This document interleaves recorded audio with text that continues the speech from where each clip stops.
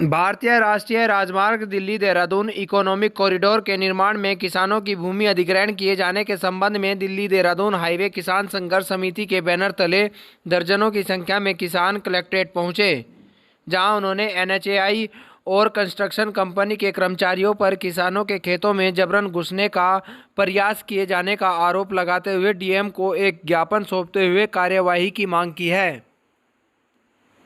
सोमवार को दिल्ली देहरादून हाईवे संघर्ष समिति के सचिव विदेश मलिक के नेतृत्व में दर्जनों की संख्या में किसान जनपद की कलेक्ट्रेट पहुंचे, जहां पर समिति के सचिव विदेश मलिक ने जानकारी देते हुए बताया कि भारतीय राष्ट्रीय राजमार्ग प्राधिकरण के द्वारा दिल्ली सहारनपुर देहरादून 6 लेन expressway control green field economic corridor का निर्माण कार्य जारी है, जिसमें शामली जनपद के भी कई गाँवों के सैकड़ों किसानों की भूमि कॉरिडोर की जद में आई है, लेकिन किसानों को उनकी भूमि का उचित मुआवजा नहीं दिया जा रहा है, जिसके चलते पिछले करीब 9 से 10 माह से दिल्ली देहरादून हाईवे किसान संघर्ष समिति द्वारा कई बार धरना प्रदर्शन किया जा चुका है। कहा कि किसानों की समस्याओं को लेकर समिति द्वारा प्रशासन और एनएचएआई के अधिकारियों के साथ भी एक बैठक की गई थी, जो कि बेनतीजा रही।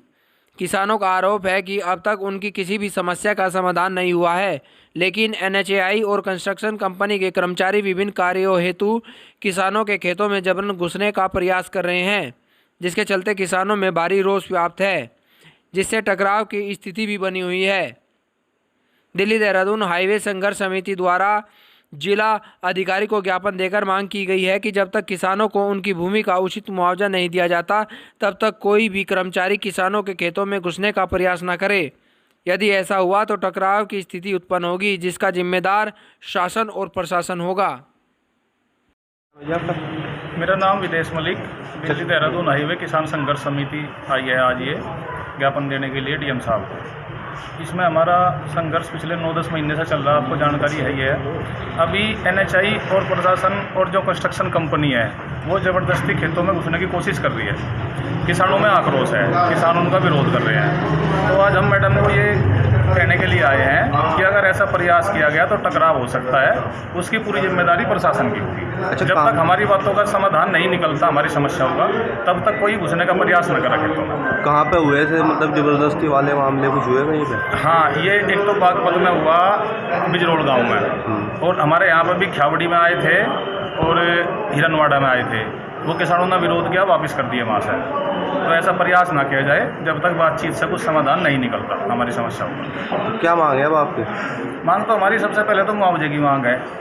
जो आज का बाजार भाव है उसके हिसाब से हमें मुआवजा दे दिया जाए। किसान खुशी खुशी अपनी ज़मीन दे देगा। किसान विकास के कार्य में बाधा नहीं बनना चाहता। और बहुत सारी समस्याएं हैं, जैसे सर्विस रोड भी चाहिए होगा, अंडरपास भी चाहिए, कुछ परिसंपत्तियों का मूल्यांकन था, उसकी आज तक कोई कार्रवाई नहीं हुई।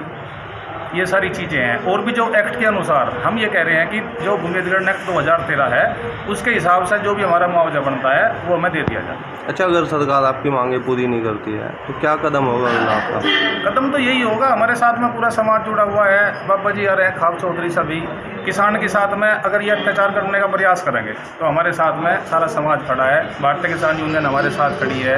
टिकैत साहब ने पहले भी यहाँ पर आके पंचायत की थी हमारे पक्ष में। तो किसान बिल्कुल ज़मीन नहीं देगा इस भाव में। कोड़ियों के भाव लेना चाह रहे हैं ज़मीन को।